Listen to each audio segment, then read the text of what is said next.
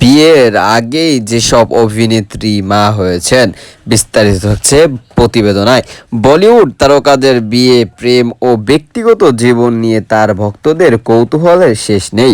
কর্মগুণে তারা যেমন তারকা খ্যাতি পেয়েছেন, তেমনি নিন্দাও জটেছে তাদের জীবনে থলিতে। বলিউডের এমন কয়েকজন তারকা অভিনেত্রী রয়েছে যারা বিয়ের আগে থেকেই সন্তানা হয়ে পড়েছিলেন। চলুন জেনে নেওয়া যাক সেই সম্পর্কে। এক, শ্রেতাবতী। বলিউড নায়িকাদের মধ্যে শ্রেতাবতী প্রথম, যিনি প্রকাশ্য তার বিয়ের আগে সন্তুষ্ট হওয়ার কথা স্বীকার করেন। বিবাহিত হওয়ার সন্দেহ বলিউড পরিচালক বনি কাপুরের সঙ্গে বিয়ের ঘোষণা দেন তিনি। পরে জানা যায় তখন 7 মাসের গর্ভ ছিলেন এই অভিনেত্রী। তৃতীয়, আম্বানি আরোরা এক প্রকার হুট করে শাকিল লাদাকে বিয়ে করে ফেলেছেন। বলিউড নায়িকা অমিতি আরও পরে অবশ্য বিয়ে কারণ জানা গিয়েছিল অত্যন্ত হওয়ার অতি দ্রুত বিয়ের সিদ্ধান্ত নিয়েছিলেন।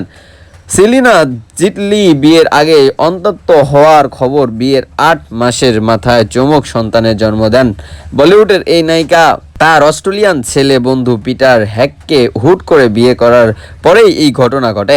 4, কঙ্কা সেন শর্মা। কলকাতা তথা বলিউডের জনপ্রিয়তা একজন নায়িকা করসান সিন সহ অভিনেত্রী রণবীর শৈরের সঙ্গে 3 বছরের প্রেমের সম্পর্কের পর বিবাহ বন্ধনে আবদ্ধ হন এই অভিনেত্রী।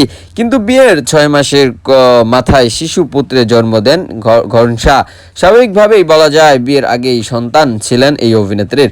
মাহিয়া চৌধুরী। বলিউডের আরেকটি প্রিয় মুখ মাহিয়া চৌধুরী। তিনি বিয়ের আগে থেকেই সন্তান হয়ে পড়েছিলেন। বিশেষ আগেই সন্তান হওয়ার এই খবর তিনি অকপিটের মিডিয়ার সামনে স্বীকার করেছিলেন।